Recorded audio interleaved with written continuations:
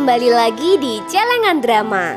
Kali ini kita akan melanjutkan serial drama Korea yang berjudul Rocky Historian Go Hae-ryung. Dan sekarang kita sudah masuk di episode ke-19. Wah, nggak kerasa ya, bentar lagi udah mau tamat. Ya udah deh, biar kalian nggak semakin penasaran, langsung aja kita masuk ke ceritanya. Setelah mengetahui makna dari Nokseodang adalah pulau hutan hijau, dengan segera Pangeran Yirim dan Hae-ryung mencari di berbagai sudut istana, hingga di bagian taman dan sekitaran kolam. Namun mereka tidak menemukan tanda-tanda dari catatan petugas Kim. Hae-ryung merasa apakah catatan tersebut sudah diambil oleh orang lain, tapi pangeran meragukan hal itu sebab sedari kecil ia sudah tinggal di istana. Setelah beberapa saat mencari, mereka memutuskan untuk berhenti dan beristirahat sejenak, mengingat kesehatan pangeran masih belum pulih benar. Sementara itu, Konselor Min memerintahkan bawahannya untuk menangkap beberapa kasim dan pelayan istana yang diduga membantu penyebaran buku terlarang.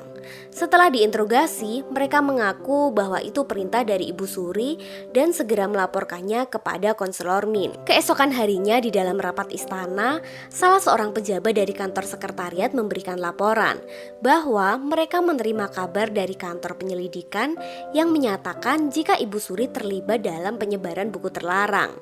Tak lama terjadi perdebatan di antara para pejabat yang secara tidak langsung meminta sang raja bertindak. Namun seketika itu, pendapat itu ditentang oleh Pangeran Jin. Ia merasa Ibu Suri tidak mungkin melakukan tindakan seperti yang diberitakan. Tetapi Konselor Min mengajukan pendapat dengan mengatakan Ibu Suri mungkin tidak terlibat secara langsung, tapi sisa-sisa Seorawon yang berada di sekitar istana yang harus ditumpas. Dan lagi-lagi tuduhan itu ditunjukkan untuk Ibu Suri. Pangeran Jin turun dari singgasana dan meminta sang raja memeriksa kembali serta menyelesaikan masalah istana secara kekeluargaan. Namun, Konselor Min saat itu tidak ingin kalah dan mencoba mendesak sang raja mengambil keputusan untuk menjatuhkan hukuman yang sepadan kepada para pengkhianat.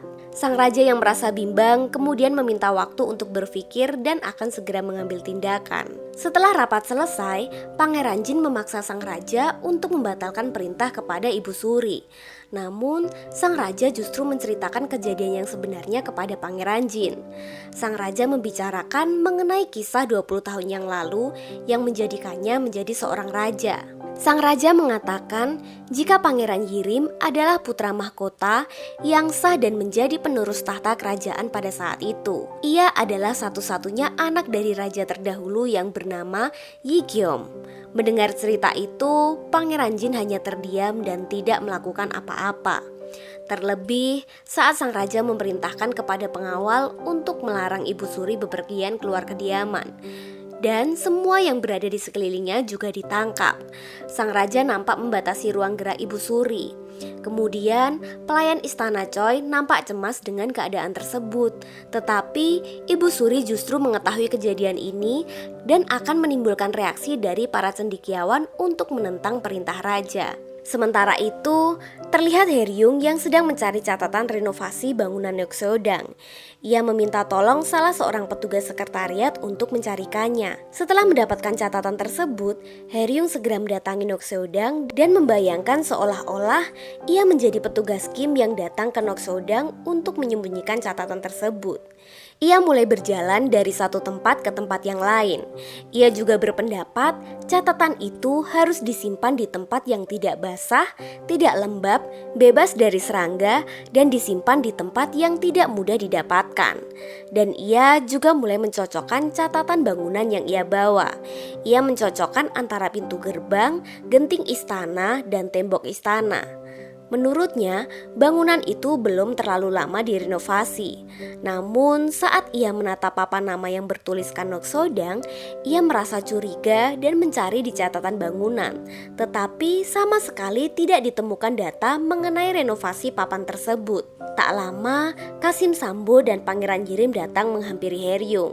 Dan Hae-ryung mencoba menanyakan mengenai papan nama tersebut.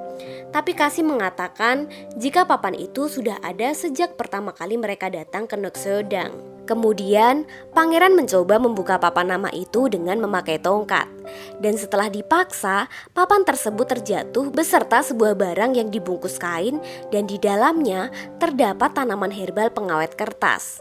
Ternyata bungkusan itu berisi mengenai catatan harian Kim Il Mok. Saat itu, Pangeran Yirim ingin segera membacanya dan menemukan semua jawaban dari rasa penasarannya selama ini. Tetapi Haeryung meminta untuk tidak membacanya dan menyerahkan semuanya kepada para petugas sejarawan. Ia pun meminta pangeran untuk menunggu, tetapi pangeran tidak bisa menunggu lebih lama karena jawaban yang ia cari sudah berada di depan mata. Pangeran akhirnya ingin membaca catatan itu, namun Qasim Sambo menghalanginya dan memohon untuk tidak membacanya. Ia pun akhirnya berbicara jujur mengenai kejadian saat pangeran lahir, dan juga mengatakan siapa ayah kandung yang sebenarnya. Setelah mendengar itu, pangeran bergegas mendatangi Ibu Suri. Namun para pengawal berusaha menghalangi. Tentu saja itu bukan hal yang sulit bagi pangeran. Ia pun menerobos masuk dan menemui Ibu Suri. Saat itu pangeran mulai menceritakan mengenai kehidupan yang kesepian di istana. Ia juga mengatakan jika kehidupannya sebagai ganti sang raja untuk mendapatkan tahta. Pangeran Yirim merasa sangat sedih mengetahui jika ia selama ini merasa mendapatkan hukuman tanpa alasan. Ia merasa lelah hidup di istana sebagai pangeran. Ia ingin melepaskan semua kehidupan di istana. Mendengar hal itu, Ibu Suri mencoba menenangkan dan akan membantu mendapatkan apa yang seharusnya menjadi miliknya.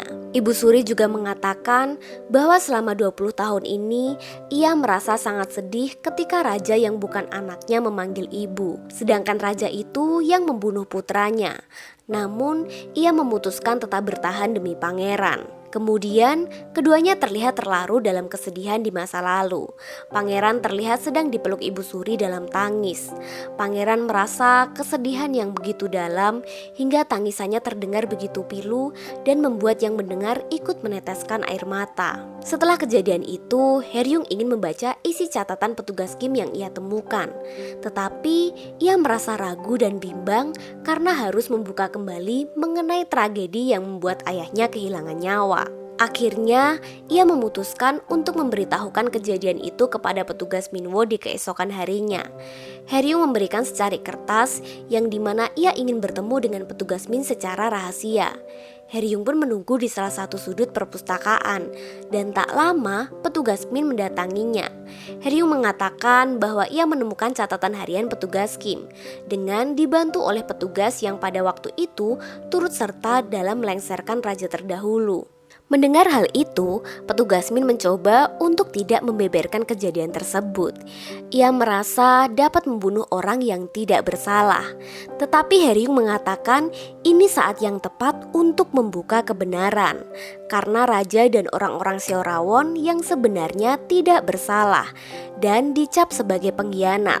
Tentu saja perkataan Haeryung tersebut membuat petugas Min merasa dilema. Di satu sisi, ia harus menjalankan tugas sebagai sejarawan dan di sisi lain ayahnya menjadi dalang pengkhianatan raja sebelumnya.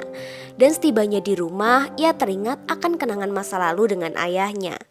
Dan setelah berpikir semalaman, akhirnya petugas Minwo datang menemui Haeryung dan memintanya untuk membeberkan isi catatan tersebut di kantor sejarawan. Sesaat kemudian, para petugas sejarawan mulai membaca isi catatan harian Kim Il Mok. Dan akhirnya, para sejarawan menyimpulkan bahwa raja terdahulu membentuk Seorawon hanya sebatas institusi pendidikan. Dan raja tidak beragama Katolik seperti yang ditulis pada surat sebelumnya. Dan mereka mendapati sejarawan yang tidak patuh akan dihukum mati. Petugas senior yang merasa jika saat itu para sejarawan telah dipaksa merubah catatan harian dan hal itu bertentangan dengan prinsip dasar sejarawan. Ia pun meminta daftar nama sejarawan pada saat itu dan Haeryung sudah mendapatkannya. Rupanya semua diatur oleh konselor utama. Saat itu, Heryung, petugas Min dan petugas Yang mendatangi konselor dan bermaksud meminta bantuan untuk meninjau kembali mengenai pelengseran kekuasaan raja terdahulu. Setibanya Heryung di rumah, ia ingin bertemu dengan kakaknya dan membahas mengenai catatan harian itu. Tetapi ia kembali teringat saat-saat menyenangkan bersama dengan kakaknya.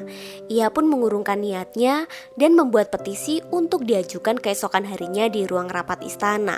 Keesokan harinya, saat diadakan rapat istana, salah seorang pejabat dari kantor sekretariat membacakan beberapa petisi mengenai tindakan Ibu Suri yang membuat kegaduhan di istana. Setelah selesai dibacakan semuanya, petugas Min membicarakan petisi yang dikirim oleh petugas sejarawan Heryung yang berisikan untuk meninjau kembali masalah mengenai pelengseran raja terdahulu dan meminta untuk memeriksa semua pejabat yang terlibat di dalamnya. Tentu saja itu menimbulkan perdebatan di antara para pejabat. Namun Pangeran Jin justru menolak petisi tersebut dan tidak akan menerima petisi seperti itu lagi. Sementara itu, pejabat militer Tuan So Baekson memberikan kabar kepada Mohwa dan Inspektur Go mengenai keadaan rapat pagi itu. Ia mengatakan jika sejarawan wanita bernama Go Haryung menuliskan petisi mengenai kejadian masa lalu dan meminta memeriksa pejabat yang bertugas saat itu. Mendengar hal itu, keduanya nampak kaget, namun keduanya tak dapat berkata-kata. Inspektur Go begitu mengkhawatirkan keadaan adiknya. Bahkan ia sempat kepikiran jika konselor Min akan melukai adiknya. Tetapi Tuan So Baekson memberikan jaminan keamanan kepada sejarawan dan mempersiapkan pasukan apabila konselor Min melukai sejarawan. Sedangkan di kantor sejarawan, terlihat para petugas kurang bersemangat karena petisi yang mereka kirimkan tidak disetujui oleh pangeran dan pekerjaan mereka merasa tidak dihargai. Tetapi Aran mengatakan jika petisi yang dibuat Heryung tidak diterima, ia akan membuat petisi atas namanya dan begitu juga seterusnya. Petugas yang mendengar hal itu kemudian mencoba menenangkan dan akan mencarikan solusi untuk permasalahannya ini. Saat itu, Heryung kembali bertugas dan baru saja ia keluar kantor. Heryung sudah ditunggu kakaknya di samping gerbang. Kakaknya begitu mengkhawatirkan keadaan Heryung. Ia meminta segera meninggalkan kota karena ancaman konselor Min tidak main-main dan masalah ini tidak bisa diselesaikan oleh sejarawan. Kakaknya meminta agar Heryung berhenti dan pergi dari istana. Tetapi Heryung menolaknya dan mengatakan untuk tidak terlalu mengkhawatirkan keadaan dirinya. Dan Heryung mengungkapkan bahwa selama ini ada yang aneh di hidupnya. Ia merasa mereka satu-satunya orang yang selamat dari Seorawon. Dan anehnya, kakaknya juga mendapat tempat di pemerintahan, padahal bekas orang Seorawon yang jelas-jelas dicap sebagai pengkhianat. Heryung pun mempertanyakan apakah kakaknya yang menukar surat untuk raja. Mendengar itu, Inspektur Go merasa sedih dan meneteskan air mata. Selama ini, rahasia yang selalu dipendam Heryung akhirnya dapat diungkapkan di depan kakaknya. Heryung juga tidak membenci kakaknya karena rasa bersalah itu sudah ditebus kakaknya dengan melindungi dan merawat dirinya sampai sekarang ini, hingga kakaknya menderita dalam kesendirian. Heryung kembali mengungkapkan bahwa mulai sekarang izinkan dirinya ikut membantu untuk sama-sama berjuang mengungkapkan kebenaran. Sembari memegang erat kedua tangan kakaknya dan terlihat Inspektur Go tidak kuat menahan air mata kesedihan. Di sisi lain, terlihat konselor Min dan para pejabat pendukungnya melakukan pertemuan membahas mengenai tindakan sejarawan Heryung. Tampaknya mereka merasa terancam dengan petisi tersebut, mengingat mereka dulu adalah para sejarawan yang bertugas pada tahun itu. Kemudian, konselor Min memerintahkan kepada bawahannya untuk menggeledah rumah Heryung dan Inspektur Go. Saat itu, rumah Inspektur Go didatangi oleh beberapa bawahan konselor Min dan mulai mengacak-acak ruangan Inspektur dan Heryung. Mereka mencoba mencari keberadaan dari catatan harian petugas Kim. Namun mereka tampak gagal mendapatkannya. Solgum dan pelayan lainnya tampak panik melihat kejadian itu. Dan salah seorang asisten Inspektur Go mencoba menenangkannya. Karena tidak mendapatkan hasil, gerombolan itu akhirnya pergi meninggalkan rumah Inspektur Go. Sedangkan di istana, Pangeran Yirim nampak mendatangi kediaman Pangeran Jin. Ia ingin menanyakan mengenai petisi yang ditolak oleh Pangeran Jin. Namun Pangeran Jin mengatakan sejak kapan Yirim tertarik urusan pemerintahan. Yirim menegaskan akan mencari kebenaran dan menghukum yang bertindak jahat. Bahkan Pangeran Jin sekalipun tidak dapat menghentikannya. Seketika itu, Pangeran Jin justru memerintahkan untuk mengirimkan penjaga ke istana Noxodang dan membatasi gerak langkah Pangeran Yirim. Mendengar itu, Yirim merasa keheranan dan tidak mempercayai tindakan kakaknya itu. Sementara itu, Haeryung sedang membereskan pekerjaan di perpustakaan. Dan tak lama, Yunim dan Ahran mengabarkan jika Pangeran Yirim tidak dapat keluar dari istana Noxodang. Mendengar itu, Haeryung segera mendatangi istana dan ternyata ia dihalangi oleh penjaga yang bertugas saat itu. Sedangkan Pangeran Yirim yang melihat kejadian itu hanya terdiam dan memandang Haeryung dari kejauhan. Dan bagaimanakah cerita selanjutnya? Sampai bertemu di episode terakhir. Gamsahamnida.